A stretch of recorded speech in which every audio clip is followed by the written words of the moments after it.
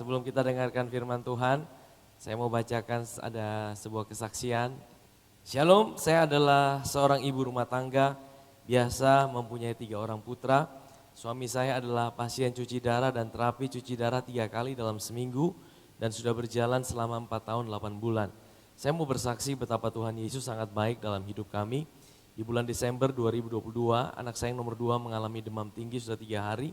Dan saya bawa ke rumah sakit dan dinyatakan kena DBD dan opname selama 5 hari. Dan trombositnya sudah normal dan dinyatakan sembuh dan boleh pulang. Namun 3 minggu kemudian anak saya kembali mengalami demam tinggi. Saya ukur suhunya sampai 39,9 derajat Celcius. Saya bawa ke puskesmas karena saya pikir panas biasa. Namun sudah 4 hari demamnya belum turun. Waktu itu BPJS anak saya tidak aktif karena SK dari tempat kerja anak saya belum turun. Akhirnya saya bertekad untuk mengurus BPJS-nya agar saya bisa bawa ke rumah sakit. Jujur untuk bayar rumah sakit dan obat-obatan kami belum mampu. Di kantor BPJS kami mengalami sedikit kesulitan. Tapi Tuhan pakai orang yang saya tidak kenal mau mengurusnya sampai hal terkecil sampai BPJS anak saya aktif. Puji Tuhan, keesokan hari saya bawa anak saya ke salah satu rumah sakit swasta di mana suami saya juga cuci darah di rumah sakit yang sama. Jadi hasil pemeriksaan sementara dokter menyatakan bahwa anak saya mengalami infeksi dalam tubuhnya. Namun belum diketahui tepatnya di bagian tubuh yang mana. Jadi disarankan opname untuk mengetahui letak infeksi tersebut dan pengobatannya. Di situ jujur saya merasa kecewa, sedih dan bingung dan tidak tahu harus berbuat apa. Dalam hati saya berkata pada Tuhan, apalagi ini Tuhan, suami saya masih cuci darah, sekarang anak saya lagi sakit dan harus diopname. Namun saya merenung kembali Tuhan ingatkan saya di firman-Nya di dalam Korintus 10:13 bahwa apa yang saya alami ini adalah hal yang biasa yang tidak melebihi kekuatan saya. Dan juga Tuhan menguatkan saya dengan firman Tuhan yang terus digemakan di gereja di UCC yaitu Ibrani 13 ayat 5b. Aku sekali-kali tidak akan biarkan kau dan aku sekali-kali tidak akan meninggalkan kau. Saya hanya bisa mengucapkan terima kasih pada Tuhan. Dari situ saya mendapatkan kekuatan untuk menjalankan semuanya itu. Setiap malam anak saya masih mengalami demam yang tinggi dan batuk yang berat. Dari pihak rumah sakit sudah melakukan pemeriksaan dan dari demam berdarah, malaria sampai tes HIV dan hasilnya semua negatif. Dan kami pun berdoa dan melakukan perjamuan. Kami perkatakan Yesaya 53 ayat 4 dan 5. Tapi sesungguhnya penyakit kita lah yang ditanggungnya, kesengsaraan kita yang dipikulnya. Oleh bilur-bilurnya kita menjadi sembuh. Puji Tuhan di hari yang ketiga dokter sudah menemukan infeksinya ada dalam paru-paru sebelah kiri dan dalam ususnya sehingga bisa dilakukan pengobatan selanjutnya. Pada hari yang ke-10 anak kami dinyatakan sembuh dari infeksi dan untuk pemulihannya boleh berobat jalan. Saya sangat bersyukur pada Tuhan Yesus dan juga saya mengucapkan terima kasih pada Pastor Rudi untuk pengajaran kasih karunia yang saya dapatkan dan semakin mengerti tentang status saya sebagai anaknya. Ini sangat berpengaruh dalam merespon dari masalah yang saya hadapi. Saya merasa sangat dicintai Tuhan karena di masa-masa yang sulit, masa-masa yang gelap selalu ada untuk memberikan kasih karunia-Nya, menolong, menguatkan dan memelihara kami. Terima kasih Tuhan Yesus. Puji Tuhan. Abba Bapa, kami ucap syukur buat siang hari ini, terima kasih buat cintamu, terima kasih buat kasih-Mu. Kami boleh ada sampai dengan hari ini, kami percaya itu bukan karena kekuatan kami Tuhan. Tapi kami mau bilang bahwa itu adalah anugerah Tuhan dalam hidup kami. Kami tidak mampu berjalan sendirian Tuhan. Kami tidak mampu berjalan dengan kekuatan kami sendiri Tuhan. Kami ada saat ini karena kami tahu Engkau mencintai kami. Tuhan kami mau dengar firman-Mu, bicara buat setiap kami. Nyatakan isi hati-Mu buat kami Tuhan. Terangi mata hati kami Tuhan, Engkau mengurapi setiap kami perlu firman-Mu, bicara buat setiap kami, sederhanakan setiap firman yang kami dengar, supaya firman ini menjadi kekuatan buat kami yang lemah, kesembuhan buat kami yang sakit, menjadi damai sejahtera buat setiap kami sedang mengalami duka cita, pertolongan buat setiap kami sedang mengalami membutuhkan pertolongan. Di dalam nama Tuhan Yesus Kristus, setiap kita yang siap dengar firman Tuhan sama-sama katakan, amin, amin. Hari ini kalau saya boleh kasih judul, belajar dari kekalahan melawan Ai. Jadi saudara kita bisa belajar bukan hanya peristiwa yang enak-enak saudara. Tapi kita juga bisa belajar dari pengalaman, dari peristiwa yang tidak enak, betul? Ya, saudara tahu, saya akan cerita sedikit latar belakang. Ai ini adalah kota kecil. Ai itu penduduknya kurang lebih 12.000, tidak banyak saudara penduduknya. Tapi orang Israel kalah daripada Ai saudara. Kita akan belajar saudara ya. Tetapi, katakan tetapi. Saudara, tetapi itu adalah satu kata sakti. Kenapa saya katakan satu kata sakti? Karena kata tetapi itu membalikkan kalimat yang ada sebelumnya, saudara. Kata tetapi orang Israel berubah setia, itu dimulai dari apa?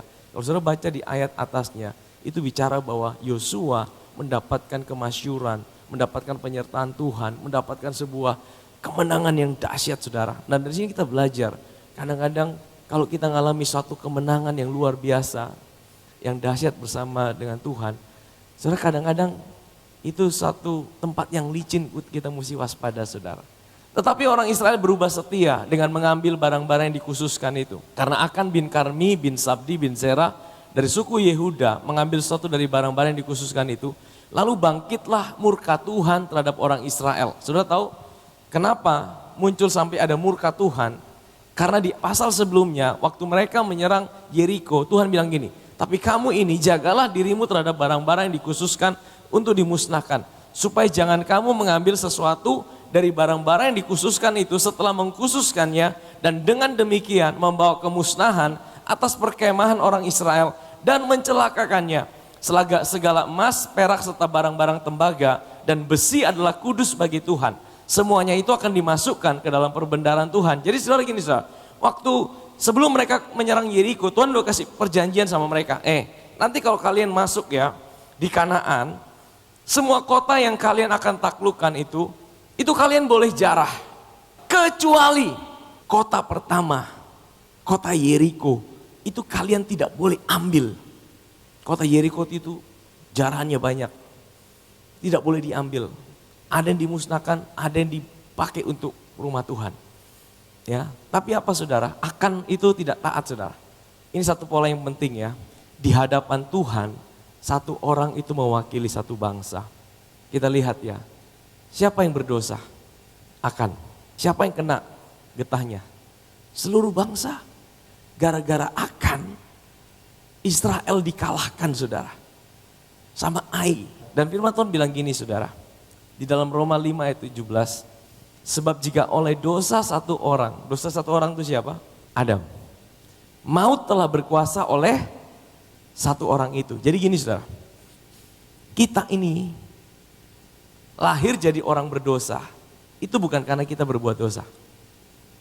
Tapi karena dosa siapa? Dosa Adam, betul?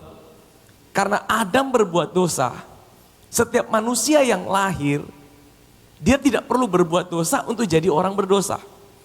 Karena kita orang berdosa, maka kita berbuat dosa. Saya lihat dengan cara yang sama hari ini saudara, maka lebih benar lagi mereka yang telah menerima kelimpahan kasih karunia dan anugerah kebenaran akan hidup dan berkuasa oleh karena siapa? Satu orang itu yaitu Yesus Kristus. Adam berdosa, seluruh dunia berdosa. Tapi karena Yesus berbuat kebenaran, maka semua orang yang percaya kepadanya dijadikan orang benar. Amin saudara. Saudara dan saya menjadi orang benar itu bukan karena apa yang kita buat, tapi oleh karena apa yang Yesus buat. Amin. Karena kita orang benar, maka kita bisa berbuat benar. Karena identitas kita orang benar, maka kita bisa berbuat benar. Ya, ini polanya Tuhan, saudara. Sama seperti waktu Filistin perang sama Israel. Kan Goliat bilang gini, kasih tuh, kalian punya jagoan, lawan saya. Ayo, kalau saya menang, Israel jadi budak kami. Tapi kalau saya kalah, kami jadi budak Israel. Goliat mewakili Filistin, Daud mewakili Israel. Waktu Daud menang, kemenangan itu bukan hanya punya Daud, tapi kemenangan seluruh Israel. Amin saudara. Waktu Yesus Kristus Tuhan kita menang di atas kayu salib, kemenangannya bukan hanya buat dia, tapi buat semua kita yang percaya. Amin saudara. Sehingga kita hari ini kita adalah orang yang dibenarkan. Nah ini polanya Tuhan saudara. Satu orang berdosa, semua orang kena getahnya. Gara-gara Akan, seluruh bangsa Israel kena hukuman saudara. Nah kita akan belajar lebih lagi tentang kesalahan Joshua. Apa sih kesalahannya Joshua? Di ayat yang kedua dan ketiga, Joshua menyuruh orang dari Yeriko ke Ai, yang letaknya dekat Bet Awen, di sebelah timur Bet-El, dan berkata kepada mereka demikian, pergilah ke sana dan intailah negeri itu. Maka pergilah orang-orang itu ke sana dan mengintai kota Ai. Kemudian kembalilah mereka kepada Yosua dan berkata kepadanya, tidak usah seluruh bangsa itu pergi. Biarlah hanya kira-kira 2 atau 3.000 orang pergi untuk menggempur Ai itu. Janganlah kau susahkan seluruh bangsa itu dengan berjalan ke sana. Sebab orang-orang di sana cuma sedikit. Ai itu kota kecil. Waktu diintai mereka bilang apa? Sudah itu Ai cuma kecil. Jangan kirim pasukan banyak-banyak. 2.000 cukup, paling banyak 3.000 lah. So ini sebuah sikap meremehkan. Kenapa mereka meremehkan? Karena mereka baru saja menang melawan Yeriko. Yeriko tembok raksasa, mereka bilang ini yang tembok raksasa kita bisa hancurkan. Apalagi cuma Ai, aduh kecil. Mereka bilang tidak usah kirim orang banyak-banyak. Bahkan mereka bilang tidak usah tanya Tuhan. Sebelum Yosua mengalahkan Yeriko, dia berjumpa dengan panglima bala tentara Allah. Dia berjumpa dengan Yesus. Dia tanya, kamu kawan atau kamu lawan? Yesus bilang apa? Aku bukan kawan, aku bukan lawan. Aku panglima bala tentara Allah. Aku yang berperang ganti kamu. Oke, maju. Tapi waktu lawan Ai, saudara, Yosua itu tidak ketemu Tuhan. Dia tidak tanya Tuhan, saudara. Mungkin dia pikir ini hal sepele. Ini hal sepele, Ai ini kan kecil. Udah kita lawan sendiri dengan kemampuan kita. Saudara, saya belajar satu hal di sini, saudara. Kadang-kadang kita pikir kalau masalah besar baru kita datang sama Tuhan. Kalau kita sakit kanker baru kita doa puasa cari Tuhan. Tapi kalau cuma sakit pilek ya udahlah, tangani sendiri, minum obat. Tidak usah ngomong sama Tuhan lah. Betul? Sebenarnya kita sering kali seperti itu.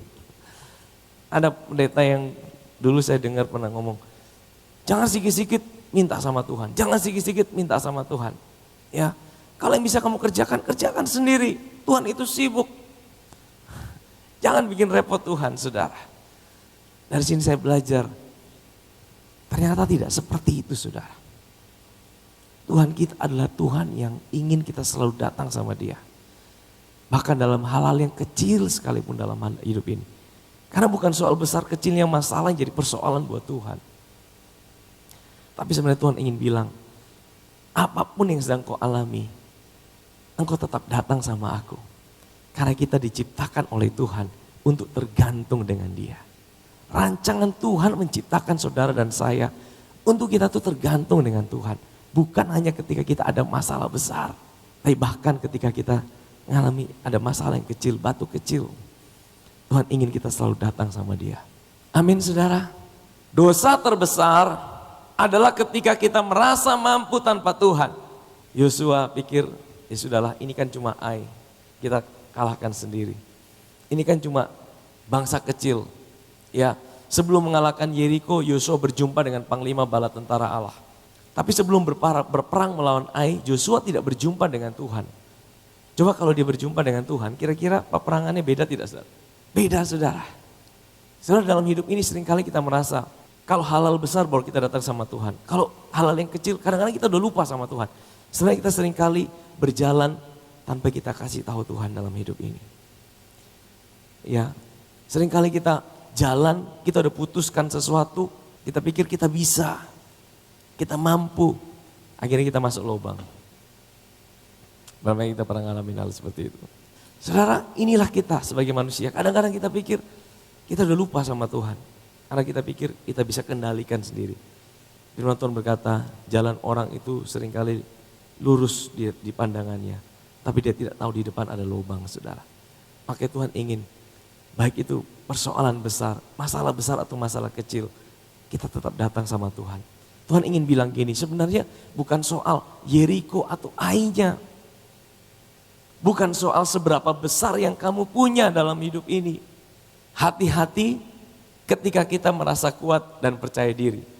Makanya kekristenan itu bukan soal percaya diri, saudara. Saudara, kepercayaan diri sebenarnya kita membangun kebenaran diri sendiri. Bagaimana kita mempercayai diri kita. Apa salahnya, saudara? Yang salah gini, ada sesuatu yang hilang di situ. Kenapa kita bisa percaya diri? Karena kita tahu kita bisa percaya Tuhan yang ada buat kita. Amin, saudara. Itu yang hilang, saudara. Makanya kekristenan bukan soal percaya diri. Kekristenan soal kita percaya sama Tuhan. Dan waktu kita percaya sama Tuhan, itu membuat kita bisa mempercayai apa kata Tuhan tentang hidup kita. Engkau berharga, engkau mulia, engkau dicintai, engkau punya panggilan, engkau adalah biji mata Tuhan. Waktu engkau tahu itu, percaya dirimu bukan engkau bangkitkan dengan engkau, aku percaya diri, aku percaya, bukan. Tapi karena apa yang kau percayai, kata Tuhan tentang hidup saudara. Amin. Kekristenan bukan soal percaya diri, melainkan percaya Tuhan. Makanya jangan pernah percaya sama daging kita. Daging saudara itu penipu. Tuhan mau kita berkata, Tuhan aku tidak kuat Tuhan, tapi engkaulah kekuatanku. Amin saudara. Dosa terbesar adalah kebenaran diri sendiri. Dosa terbesar itu bukan mencuri, membunuh, berzina dan lain sebagainya. Itu adalah buahnya. Tapi dosa paling besar adalah ketika kita mempercayai diri kita sendiri. Kita mempercayai bahwa diri kita bisa menyenangkan hati Tuhan dengan kekuatan kita. Kita mempercayai bahwa diri kita bisa membuat diri kita layak di hadapan Tuhan. Itu dosa pertama di Taman Eden saudara. Dan itu membuahkan segala dosa-dosa yang lain. Kemudian berfirmanlah Tuhan pada Yosua, janganlah takut, jangan tawar hati. Bawalah seluruh tentara dan bersiaplah. Saya garis bawahi kata bawalah seluruh tentara. Waktu saya baca ini, Tuhan apakah tidak salah? Kok ngelawan Ai saja bawa seluruh tentara? Kok persiapannya tidak sama ketika melawan Yeriko? Yeriko tidak bawa tentara yang bagaimana tapi pakai shofar. Ini lawan Ai, kenapa disuruh bawa seluruh tentara? Apa hebatnya Ai? Kemudian dikatakan apa? Ketahuilah aku serahkan padamu raja negeri Ai, rakyatnya, kotanya dan negerinya. Dan haruslah kau lakukan pada Ai dan rajanya, seperti yang kau lakukan pada Yeriko dan rajanya. Hanya barang-barangnya dan ternaknya boleh kamu jarah. Suruhlah orang bersembunyi di belakang kota itu. Lalu bersiaplah Yosua beserta seluruh tentara untuk pergi ke Ai. Yosua memilih berapa? 30.000 orang pahlawan yang gagah perkasa. Mereka disuruhnya pergi, bayangkan. Ai cuma penduduk 12.000. Yosua harus pilih berapa orang? 30.000. Masuk akal tidak? Saya ingat Gideon. Waktu berperang melawan Midian. Dia punya pasukan berapa orang? 30.000. Lawan Midian berapa orang? Ratusan ribu. Tuhan bilang apa? Gideon, 30.000 terlalu banyak Gideon. Suruh pulang yang lain. Sisa 10.000. Tuhan masih bilang, Gideon, 10.000 masih terlalu banyak. Suruh pergi minum di kali. Mereka minum, akhirnya apa? Tinggal 300 orang. Bayangkan 300 orang untuk mengalahkan puluhan ribu tentara Midian. Ini kenapa Yosua disuruh pilih 30.000? Hanya untuk mengalahkan penduduk Ai yang total semua termasuk wanita anak-anak 12.000. Berarti pasukannya paling ya 2.000-3.000 lah. Untuk mengalahkan orang sedikit gitu kenapa mesti pakai 30.000? Seperti cara Tuhan tidak masuk akal. Dari sini saya dapatkan pola bagi Tuhan. Bukan seberapa besarnya masalah saudara atau berapa kecilnya masalah saudara. Bagi Tuhan bukan seberapa besar resources yang saudara punya. Saudara mau punya 30.000 atau saudara mau punya 300 atau saudara punya 100.000, bukan itu yang menentukan. Tapi Tuhan mau bilang, jangan pernah ukur Tuhan. Jangan pernah ukur Tuhan dengan logika kita. Tapi Tuhan tidak peduli. Masalahmu mungkin Yeriko, masalahmu mungkin Ai. Mungkin yang kau punya cuma 300 orang, mungkin yang kau punya 30.000 orang. Bagi Tuhan bukan itu yang menentukan. Bagi Tuhan yang menentukan adalah dalam engkau menghadapi segala sesuatu, ketika engkau selalu datang pada Tuhan. Penyertaan Tuhan itulah yang paling terpenting dalam hidup ini. Amin saudara. 2 Korintus 12 ayat 9 dan 10. Tapi jawab Tuhan kepadaku, cukuplah kasih karuniaku bagimu. Sebab justru dalam kelemahanlah kuasaku menjadi sempurna. Sebab itu terlebih suka aku bermegah atas kelemahanku, supaya kuasa Kristus turun menaungi aku. Karena itu aku senang dan rela di dalam kelemahan, di dalam siksaan, di dalam kesukaran, di dalam penganiayaan, dan kesesakan oleh karena Kristus. Sebab jika aku lemah, maka aku kuat. Saudara, Rasul Paulus ini adalah seorang rasul yang mendapatkan kehormatan. Dia diangkat ke surga ketiga oleh Tuhan untuk dia bisa melihat perkara-perkara yang orang lain tidak bisa lihat saudara. Dia lihat surga, dia lihat neraka, dia lihat apa yang ada di sana yang tidak boleh dikatakan. Dan dia sedikit sombong pada waktu itu. Dia bilang supaya aku jangan membanggakan diri. Supaya aku jangan sombong. Tuhan itu kasih. Izinkan utusan iblis. Utusan iblis itu bukan sakit penyakit. Tapi apa saudara? Orang-orang yang dipakai oleh iblis untuk menggocok Paulus. Paulus melayani, Paulus beritakan Injil, ada orang-orang yang selalu mengganggu dia. Orang-orang Yahudi yang selalu menganiaya dia. Melempari dia batu. Sampai dia teriak 3 kali sama Tuhan. Tuhan, kenapa ini Tuhan? Angkat ini Tuhan. Tapi akhirnya dapat pewahyuan, Tuhan bilang, tidak. Justru dalam kelemahanmu lah engkau bisa lihat kuasaku dinyatakan. Tuhan ingin di dalam segala situasi Rasul Paulus, dia bilang, Tuhan, aku ini tidak kuat Tuhan. Tapi saat aku tidak kuat, disitulah aku melihat kekuatan Tuhan mengalir dalam hidupku. Amin saudara. Dia bilang, Tuhan aku lemah Tuhan. Aku suka dalam kelemahan. Bukan dia cari-cari masalah, bukan saudara. Aku suka dalam kelemahan karena saat aku lemah, di situ kuasa Tuhan mengalir dalam hidup. Dia bisa lihat kuasa Tuhan nyata dalam kehidupannya. Artinya apa?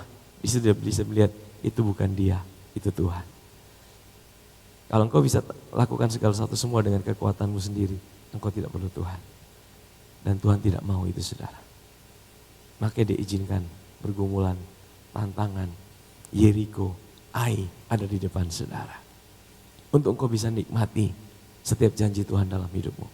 Ayat yang kelima, sebab orang-orang Ai menewaskan kira-kira 36 orang. Jadi saudara bayangkan, orang Israel yang meninggal 36 orang waktu perang lawan Ai. 36 kepala keluarga, kalau dia punya istri, punya anak, berapa kira-kira? 100 orang yang berduka. Ya, orang Israel itu dikejar dari pintu gerbang kota sampai Shebarim dan dipukul kalah di lereng. Lalu tawar hatilah bangsa itu amat sangat. Saudara, tawar hati itu lebih berbahaya daripada kekalahan itu sendiri. Kekalahan itu mungkin cuma satu event beberapa saat. Tapi kalau orang tawar hati saudara, tawar hati itu dalam bahasa Inggrisnya dikatakan hatinya meleleh, melted, udah tidak punya pengharapan. Bahkan mungkin peristiwa kekalahan itu sudah selesai, tapi tawar hatinya belum selesai. Tawar hati itulah yang membuat banyak orang akhirnya bunuh diri saudara. Banyak orang akhirnya tidak punya semangat hidup lagi. Banyak orang akhirnya tidak punya kekuatan untuk berjalan dalam hidupnya lagi. Saudara, tawar hati itu berbahaya saudara. Dari mana dia tawar hati? Karena dimulai dari satu kekecewaan. Apa itu kekecewaan saudara? Kekecewaan itu adalah ketika apa yang kita harapkan tidak terjadi seperti apa yang kita doakan, betul? Kekecewaan itu ada gap di situ saudara. Kita harapkan ini, kita udah planning ini.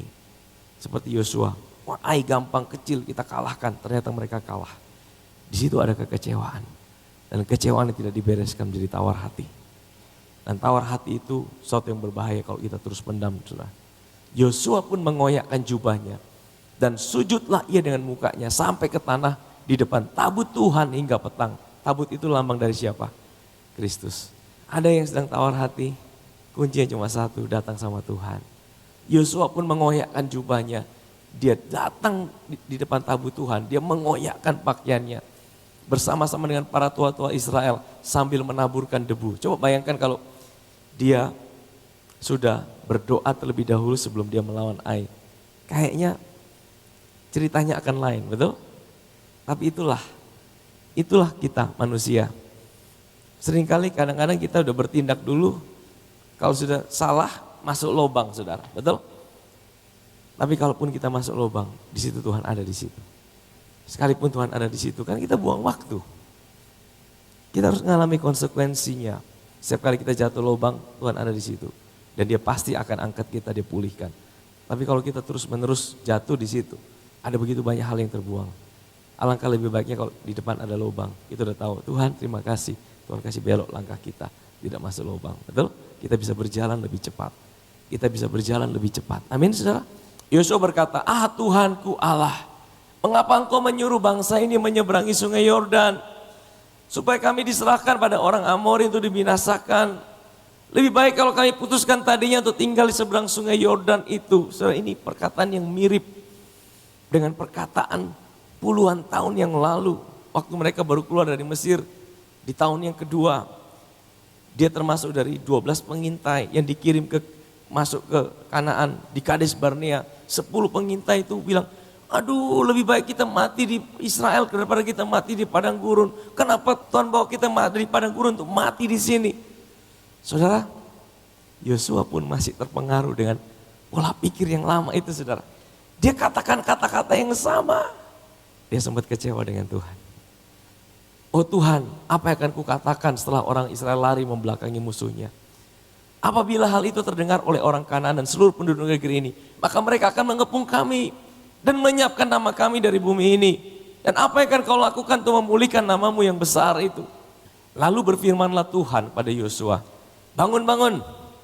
Kadang-kadang kalau kita udah terlalu fokus dengan masalah, Tuhan suruh bangun. Supaya kita tidak terlalu fokus dengan masalah. Karena Yosua tunduk terus pikirin masalahnya.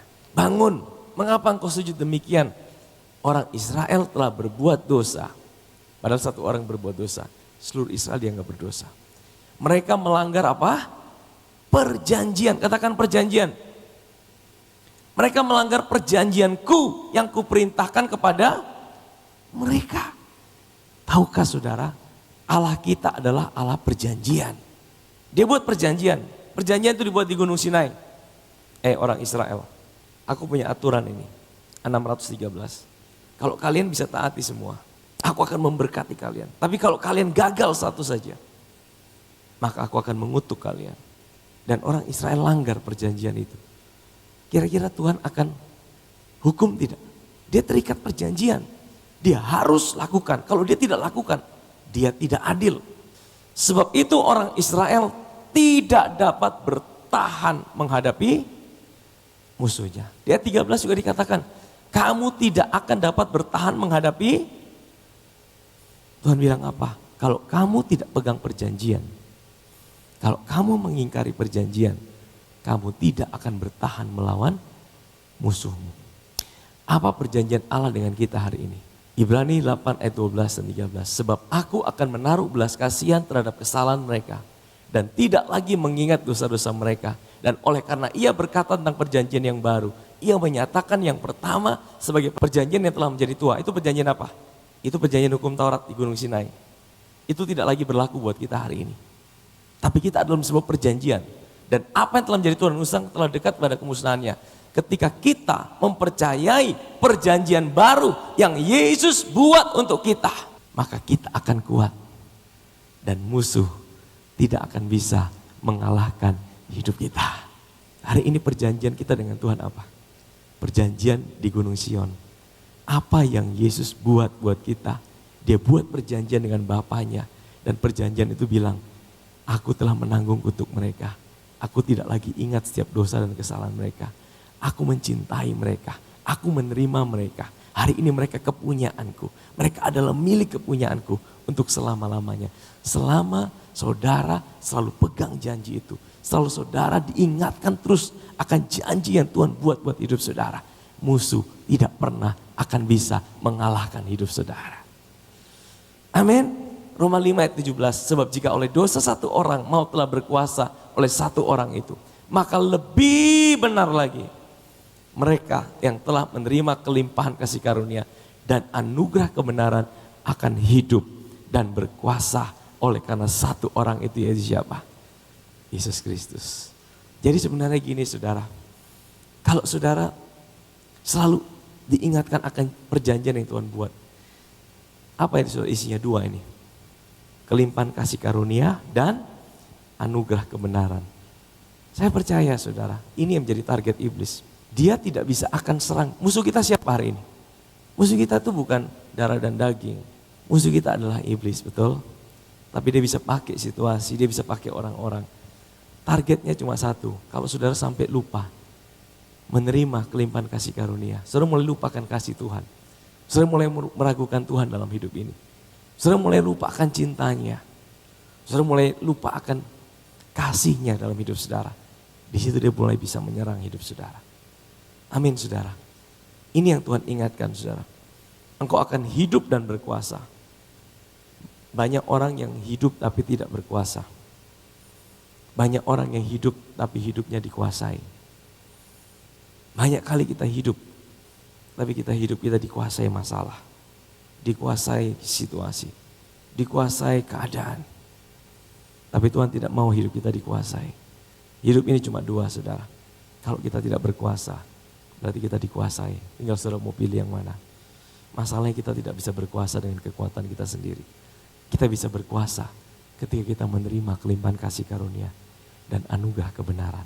Itulah perjanjian yang Tuhan buat di Gunung Sion. Amin saudara. Akan bilang gini, aku melihat, katakan aku melihat. Aku mengingini dan aku mengambil. Saudara, dosa itu biasanya dimulai dari apa yang kita lihat terlebih dahulu. Sama seperti Hawa kan, dia lihat dulu itu buah. Wah, ini buahnya bagus ini. Waktu dia lihat, masuk dalam pikirannya. Dia pikirkan terus jadi keinginan. Betul tidak saudara? Setelah dia jadi keinginan, dia ambil tindakan, dia ambil.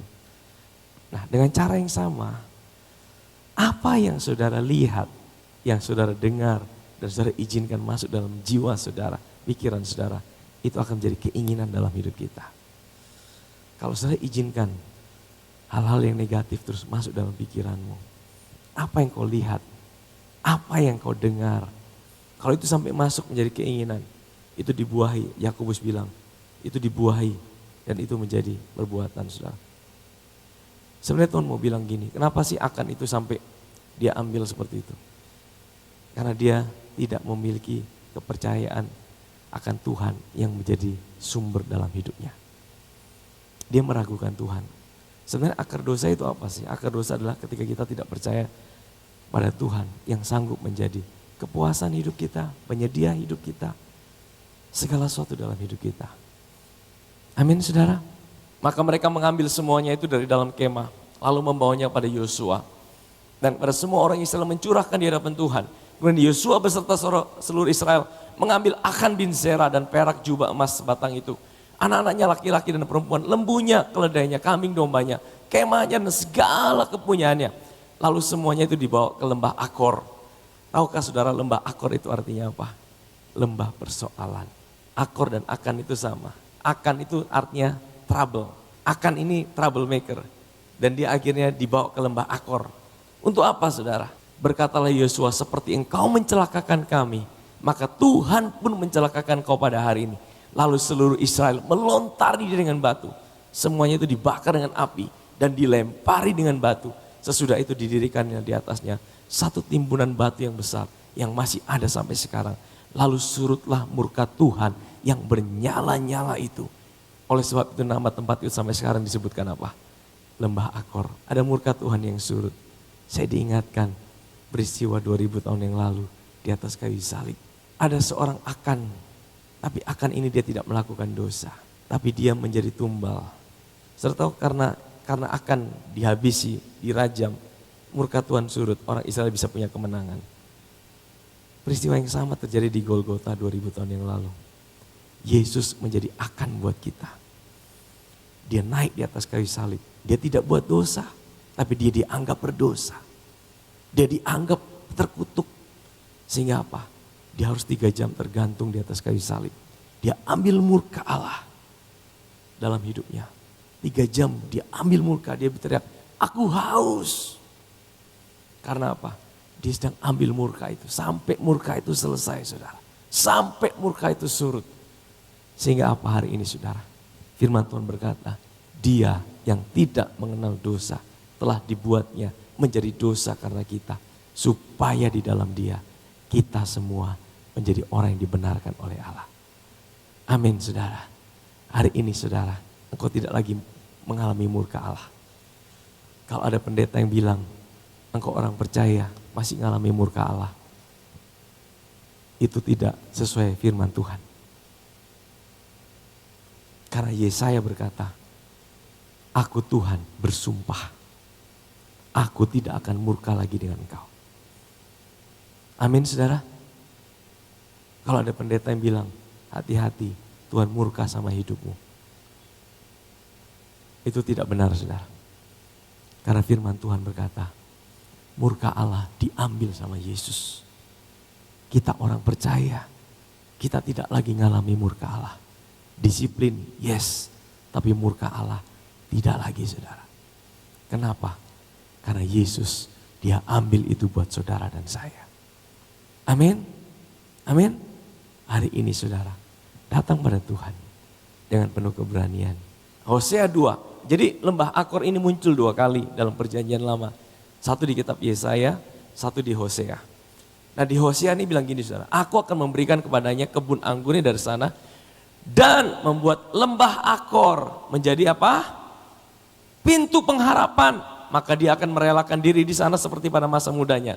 Seperti pada waktu dia berangkat keluar dari tanah Mesir. Ini peristiwa akan saudara. Yesus adalah pintu pengharapan sekalipun ada di tengah-tengah lembah Akor, lembah kesulitan, lembah masalah. Mungkin hari ini kau ada di lembah Akor. Mungkin hari ini kau ada dalam lembah yang susah. Tapi firman Tuhan berkata, di lembah Akor Tuhan taruh pintu pengharapan. Pintu itu siapa saudara? Yesus. Yesus berkata, akulah pintu.